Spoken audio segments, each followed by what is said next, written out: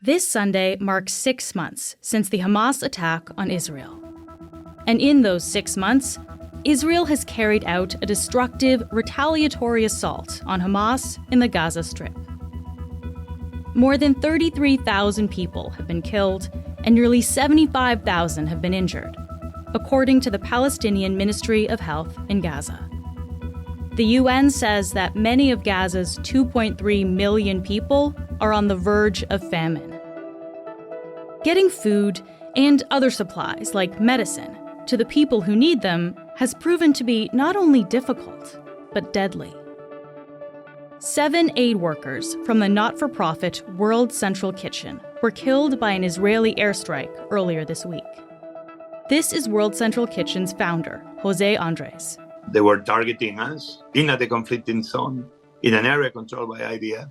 Them knowing that was our teams moving on that route with 3 cars. And then they hit the third one, and then we saw the consequences of that continuous targeting attack. Seven people dead, but there are 7 on top of a list of more than another 190 humanitarian workers that they've been killed over the last 6 months. Israel Defense Forces Chief Herzi Halevi says the strike on the aid workers was a, quote, grave mistake. One of the 7 killed was a dual Canadian-American citizen. This is an organization that is fighting against the very real humanitarian crisis going on in Gaza, like they do in places around the world. And the world needs very clear answers as to how this happened. And we need to, again, continue to push for more humanitarian aid and a ceasefire that is going to bring that kind of support to people throughout Gaza who are suffering so terribly. But how does that aid make it into Gaza? Dr. Sarah Schiffling is an expert in humanitarian logistics. She's the deputy director of the Hemlock Research Institute at the Hanken School of Economics in Helsinki, Finland. Sarah is on the show to explain how aid works in Gaza, why it's logistically difficult, and what can be done to make it easier. I'm Menaka Raman-Wilms, and this is The Decibel from the Globe and Mail.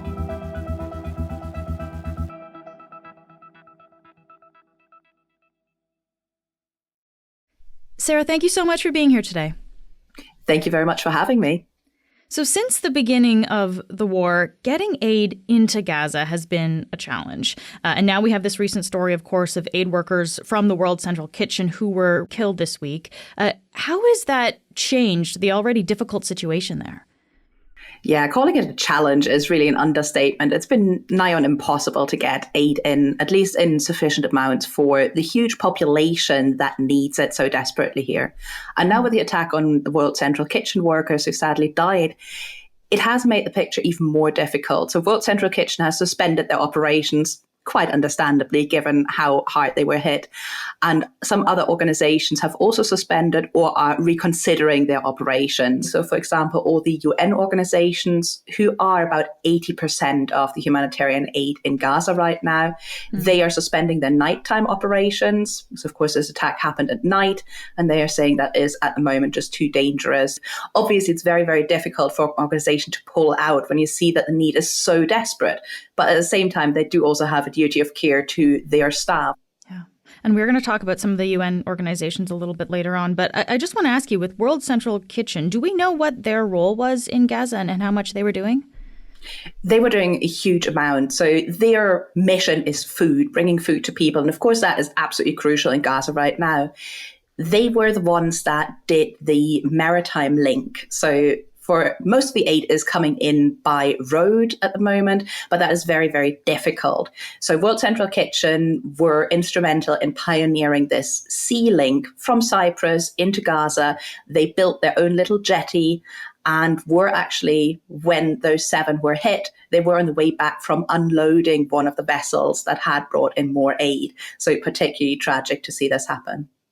And I believe the charity said that it's delivered millions of meals in Gaza, so quite significant then.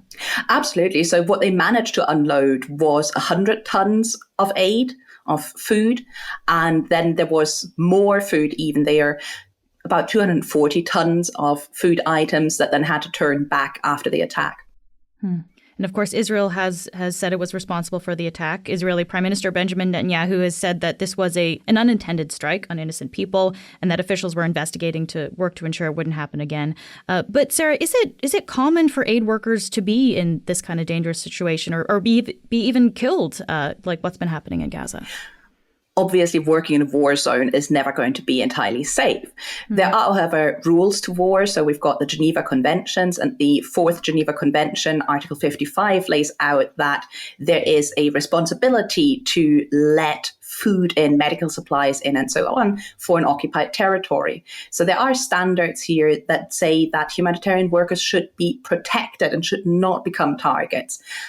Of course, it doesn't always work that way, as we've seen here. And those 7 are far from the only ones. There's been over 200 humanitarian workers have been killed in Gaza, which is a very, very high toll. We are seeing, however, around the world that over the past years, there have been more and more humanitarian workers getting killed, particularly in conflict zones. So it does happen, but that it happens to such an extreme degree as in Gaza, that is rare, fortunately. So you yourself are an expert in humanitarian aid logistics. So we're going to really focus on the logistical challenges here in Gaza. I guess first we should really just establish what is unique about this situation compared to other areas when it comes to getting aid into people who need it. So humanitarian aid is concerned with both wartime scenarios, so people in conflict who are receiving assistance, as well as natural disasters, so after an earthquake or a flood, for example. Particularly in conflicts, Gaza is actually not very typical because we have this siege situation. Israel declared this total siege on Gaza, which is a very large territory to be under siege. Sieges are not entirely uncommon. So sieges happen, for example, in Syria quite a lot. There were a couple in Ukraine as well. We've got sieges in Yemen. Sieges are medieval, yes, but they are also modern warfare, really. But to have such a large territory with such a massive population is quite rare. Of course, that means that people cannot get away from the fighting. So if we're comparing to, for example, Ukraine, people there were able to move away from the front line. And a lot of humanitarian deliveries were then also away from the front line. In Gaza, that's not an option. People have nowhere to go. There's very few ways into Gaza, but there's absolutely no way out of Gaza. So this really heightens the difficulties for logistics because the access is so constrained and because there's such a vast population that needs absolutely everything to be brought in. Yeah. So let's get into some of the numbers then. In March, there was an average of 159 trucks delivering aid daily in getting into Gaza. And these numbers, of course, fluctuate from day to day. But Sarah, how does that compare to what is actually needed on the ground? If we're looking at how many trucks went into Gaza on a daily basis before October, it was about 500 a day. So it gives you an idea that what we're seeing right now, of course, every truck is valuable. Every truck carries up to 20 tons of aid. So that's fantastic, obviously. But it's far from what is actually needed. And also with all the destruction that has happened, with all the disruptions to water supplies and so on, agencies are now estimating that actually it wouldn't need about 600 trucks a day to really meet all of the demands that are there, all the needs that people in Gaza have. And of course, aid means lots of things, right? It's food, medicine, medical supplies. But let's just focus in on food here. What does this mean? This, lack of trucks getting in, lack of aid getting in. What does that mean for people who are not getting enough food? We keep seeing reports that Gaza is on the brink of starvation. We have had reports that people have starved. And just recently, there has been a report released on just how little people are eating. If we're talking about the around 300,000 people in the north of Gaza, an Oxfam report has recently found that they're surviving on about 245 calories a day. To put that into perspective, that's about as much as you would find in a can of beans. Wow. Yeah.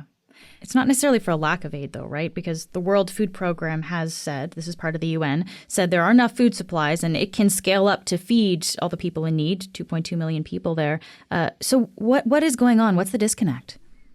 There's a huge pipeline of items there. Currently, as of the numbers of today, there's about 280,000 metric tons of aid in the pipeline, which means that they're ready to be deployed into Gaza. So in Jordan or in Egypt, waiting to be able to go across the border. And there's about 1,300 NGO and UN trucks ready in El Arish in Egypt, which is the closest point really to the border crossings that are open, Kerem Shalom and Rafah. So there is lots and lots of food and other items ready to go, but the bottleneck really is the border crossings. Being able to get across into Gaza is increasingly difficult. It can be a very long process, both from the pre-approval process, so items that go across it needs to be clear what is on the trucks. It needs to be clear that they are allowed to go in, because Israel is quite worried that there might be dual use items. So items that might say they're for civilian use, but they could actually be used by Hamas fighters. So it has been very difficult, for example, to get water filters across. Clean water is obviously crucial for people to survive, but there's also the worry that, could they be used by Hamas instead? So pre-approval process can be quite lengthy and sometimes quite unpredictable of what exactly is allowed and what gets rejected. And then also just the sheer logistics of getting things across. So if we would say, okay, there's a humanitarian shipment coming from Canada, it will probably either go by ship and land in Port Said in Egypt, or it will go by aircraft and land at El Arish in Egypt as well. From there, you would then usually go forward to the staging area in El Arish.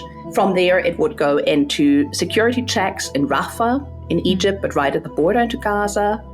Next point then is an Israeli inspection, which would take place in Kerem Shalom or Nitzana. And that's about 40 kilometers or so southeast of the Rafah crossing. So it actually goes to the Rafah crossing in Egypt, and then it goes further south to be checked by Israeli authorities. So that's then the Israeli inspection. Then it will go back to a border crossing to then wait to be able to cross there. At a border crossing, you would then unload a truck to reload the cargo onto a different truck, because the trucks from Egypt are not the trucks that are delivering in Gaza. So it's quite a complex affair. There's lots and lots of steps there. There's lots of approval processes. And just because you've got something pre-approved doesn't mean that it's actually allowed to then cross the border into Gaza. And so what happens if, this truck is going through a check by Israeli authorities and something gets pulled off the truck? What happens to that truck then? The truck gets turned around. So it's not really that individual items are found to not be okay, but it will be the entire truck. So there has been a lot of criticism that it is unnecessarily bureaucratic, that processes are not very transparent, that it's not clear. I've heard reports that out of 10 of the same items, 9 of them got across fine, and then the 10th one is rejected. And there's not always a clear reasoning for why this one is now the one that doesn't work. So it can be very difficult to understand the processes. So it's very important for the NGOs, UN agencies, that everything is very clearly labeled, it's approved, that there's nothing in there that hasn't been approved that might cause the entire truck to be turned back. We'll be back in a moment.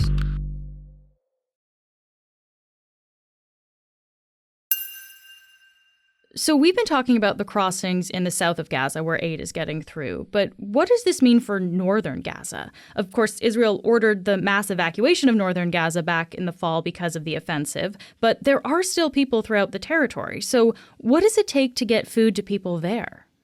Yeah, so the process I was describing up till now is really to get food into the south of Gaza. And then, of course, it is a long strip of a territory. And you've got the northern area. It's very difficult to know how many people are still there, but about 300,000 is the best estimate we've got right now. And that's even more difficult because there's more checkpoints in between. So it's quite a long drive through a war zone where there's lots of destruction. Not easy. And then you're crossing more checkpoints where convoys have been held up for hours and hours and convoys have been turned back. As you can understand, there's millions of people there suffering from extreme hunger, and aid convoys are, of course, very, very desirable. So there have been issues with that, particularly if we're talking about the north of Gaza at this checkpoint to get across. If a convoy is held up there for hours, there have often been desperate people gathering, trying to get that aid off that convoy. So there have been a lot of different security incidents with people trying to get food off convoys, with convoys getting in very dangerous situations there. So security escorts are definitely a thing that is being considered. There's also more restrictions on who can operate in the north of Gaza. So UNRWA, the United Nations agency specifically for Palestine, they have been forbidden from delivering their aid in the north of Gaza after allegations that they are in cohorts with Hamas. So that is really difficult because UNRWA is by far the largest organization on the ground. They've got about 13,000 people working in Gaza at the moment. So they've got a huge footprint and they've got the local connections. They've been working in this area for decades and decades. So for them to not be able to deliver there is very difficult. And it has been exceedingly difficult to get anything into the north of Gaza. There's very few convoys making it there to deliver that much needed aid. And of course, as you mentioned, UNRWA is the main organization that deals with getting aid into the Strip. But in January, Israel accused a dozen of UNRWA's employees of being involved in Hamas's October 7th assault on Israel. That led to a number of countries suspending funding to the organization, including Canada. In March, Canada did confirm that it will resume funding. But I guess what has this incident meant for how UNRWA operates now? Because UNRWA is such a big presence within Gaza, that of course hit them very, very hard and hit the entire operation very hard. They are involved in many different sectors. It's not just logistics, but of course, from my perspective, that is a very important part here. So UNRWA operations are absolutely crucial to doing anything about the situation in Gaza now, about that famine that we see developing. UNRWA has rebutted those accusations quite strongly. They do have procedures in place and they do follow up with accusations of what is happening, what's going on. Is an employee not representing the organization as they should be? But they're very much refuting any of the accusations. And we have now seen several countries, both Canada and Finland, have now reinstated their funding, as well as some others, but unfortunately not all of them. So that is, of course, a major hit to the budget. If countries like the US, the UK are suspending their funding, that is hitting their operations, absolutely. Sarah, let me ask you about something called the Logistics Cluster. This is a body that tries to better organize aid. What exactly is this and how does it work? Logistics cluster really emerged from some large-scale disasters where the logistics of aid just didn't work very well. So if we're thinking back to something like the Christmas Day tsunami in 2004, huge area affected, and somehow you need to get in those supplies, but then it's quite difficult because suddenly everybody's competing for the same air cargo spaces. Then how are you getting things to the right places? Is everybody delivering the same stuff at the same time, whereas other needs are being unmet? There's a lot of logistics to aid. So the Logistics Cluster is a World Food Programme-led umbrella body, really, that brings together humanitarian logistics expertise, shares a lot of information. So they produce standard operating procedures for people to understand how does it all work. There are maps offered to actually understand, in this direction you can't go, that road is destroyed, or you're not allowed to go there. So there's a lot of information being shared. And there's also regular meetings to keep people up to date, to ensure that everybody has that knowledge who needs it. It seems like humanitarian aid logistics, it seems very similar to commercial logistics in a lot of ways, right? There's a lot of organizing. There's a lot of money, I would imagine, behind it as well. So I guess, can we talk a little bit about that business side of this? Absolutely. In the end, it is logistics. It is about getting something from a point A to a point B. And in between, you've got a warehouse and you're putting it on a truck. It is, in the end, a supply chain. Of course, under conditions where most commercial organizations are pulling out of an area, that's usually where humanitarian logistics goes into. So there are differences in the operating environment, but a lot of it is really logistics as you would have in any company, really. The aid sector is huge. So if we're looking at what is being estimated as the humanitarian assistance requirements for this year, we're talking of about $46 billion US. Now, where does it fit into logistics? It's estimated that around 60 to 80% of the cost of any humanitarian mission is tied up in the supply chain. Wow. So that will be the purchasing of items, the warehousing costs associated with that, the transport, the drivers, and so on.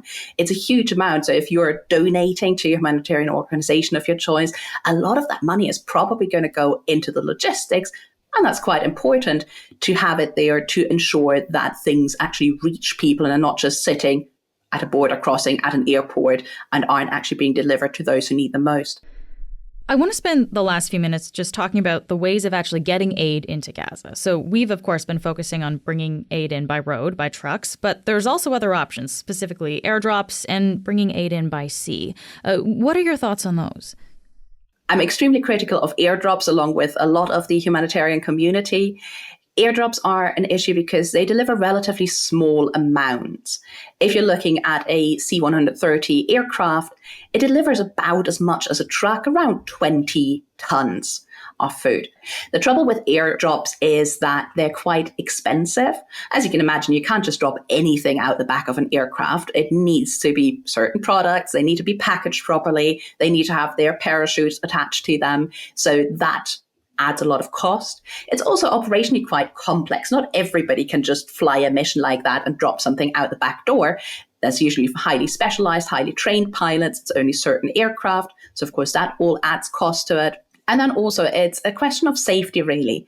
Ideally, for an airdrop to take place, you need a large area where you don't have anybody walking or having a camp there. Quite important that you're not dropping any pallets on anybody's head. Unfortunately, that has happened. We've also seen that people were killed by pallets falling out the sky. People were also killed because some of the supplies fell into the sea and people drowned trying to retrieve those items from the sea. Both of these happened in recent weeks in Gaza, yes. Yes, both happened in recent weeks in Gaza. We've also seen that as the supplies drop, of course, it's very difficult to control where exactly they're dropping. So you don't really have an operation on the ground that can distribute to those people most in need. So we've seen fights erupting around those airdrop sites because people are desperate to get their hands on that food as quickly as possible. We also had the other proposal by US President Joe Biden, who in a State of the Union address said that they would be building a pier with US armed forces. That was at the time criticized quite heavily because it would take weeks to actually construct a proper pier. And of course, weeks are a long time when people are actively starving right now. So there is criticism of that. Bringing in aid by sea in general is a great thing because it can bring in large amounts of aid. So that is fantastic when you have such high needs. But what we're also seeing, the real issue is how you're distributing that once it is in Gaza. So it gets past that first hurdle of getting things into Gaza, fantastic. But then how is it being distributed? I mean, I would imagine even if you get the aid in by ship, I mean, do you still need trucks then to take it elsewhere within the territory? Absolutely. I mean, you're not just going to sit on the beach and distribute the aid from there. What's really important in humanitarian aid is to try and really reach the people who need the assistance the most, rather than people who are just the strongest, the fastest, who can grab it the quickest. So that's something to consider really in how to set up the distribution. Just lastly here, Sarah, from everything that you've observed about this situation, what changes would improve things? Like what would make getting aid into Gaza more effective? As I mentioned before, it's really the bottleneck of the border crossings. That will be a huge change. The most effective way of getting aid in is really by road because the facilities are there. There are more border crossings. The ones that are opened have a higher capacity. If there was longer opening times, personnel employed, the technology, the right scanners to get things across. So that would be really, really important to enhance the capacity of the border crossings, to hopefully open more border crossings to enable aid to get in by a road. But of course, the biggest thing is really that Gaza desperately needs a ceasefire to be able to distribute humanitarian aid, get it into the territory, but then also to distribute it within Gaza and do so safely, both for the people receiving it and for the people distributing it. Sarah, thank you so much for taking the time to speak with me today. Thank you.